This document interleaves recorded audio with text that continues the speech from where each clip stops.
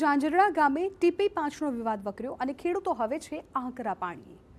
જાંજરડા ગામના ખેડૂતો સહિત સ્થાનિક આગેવાનોનો કાફલો તેમના વાંધા સૂચનો રજૂ કરવા જુડા ઓફિસે પહોંચ્યો હતો। જાંજરડા ગામની TP સ્કીમ 5 મુદ્દે ખેડૂતોમાં રોષનો માહોલ છે।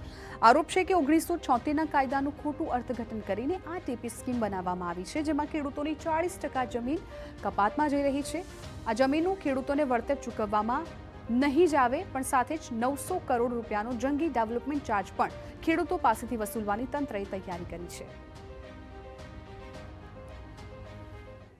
આજે વાંધા અરજી દેવાનો સમય એ લોકો એમ કે ભાઈ આજે મીટિંગ છે તો તમે 7 દિવસમાં વાંધા અરજી દઈ જાઓ, પણ વાંધા અરજીમાં કે નોટિસમાં જો ખેડૂતને કઈ પણ જાતની ખબર જ નહીં પડતી હોય તો એ 7 દિવસમાં વાંધા અરજી કેમ તૈયાર કરે અને કઈ રીતના વાંધા અરજી દેવા આવે, એ અમારો એક પ્રશ્ન છે કે આજે ટીપી તૈયાર કરવા વાળા સાહેબો હોય કે જે હોય એમને એવી અમારી રજૂઆત છે કે તમે જે પણ મીટિંગ કરો એનું અગાઉ આયોજન કરો, ખેડૂતોને અગાઉ જાણ કરો અને એની પૂરતી માહિતી આપો। આ જમીનની અંદર 40% કપાત કરે છે, ઉપરાંત 900 કરોડ રૂપિયા જેવો બેટરમેન્ટ ચાર્જ, આ બધું ખેડૂતોના ખંભે હોવા છતાં અમારા નકશા જોવા હોય તો અમારે લાઈનમાં ઊભું રહેવાનું છે।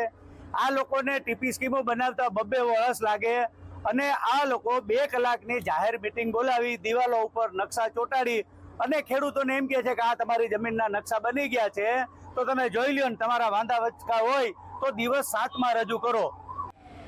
ખેડૂતો અને સમર્થકોનો આરોપ છે કે ખેતીની જમીન બિનખેતીમાં કેમ ફાળવાઈ રહી છે। ખેતીની જમીનના ઓછા ભાવ જ્યારે નકશા તૈયાર કર્યા બાદ તેની ફાળવણી કરીને ઊંચા ભાવ વસૂલાતા હોવાના આક્ષેપ ઉઠ્યા। 1 મહિના સુધી વાંધા સૂચનો સાંભળશું અને એ 1 મહિનાના વાંધા સૂચનો થઈ જાય પછી બોર્ડ બેઠકમાં એ વાંધાઓ સૂચનો ઉપર કમિટીના દરેક સભ્યોને વાંચી સંભળાવવા અને એના ઉપર નિર્ણય કરવામાં આવશે। એ આખો કમિટીનો નિર્ણય હોય અને ત્યાર પછી એક્ટની કલમ 48(1) નીચે સરકારશ્રીમાં આપણે આ ટીપી સ્કીમ સાદર કરશું।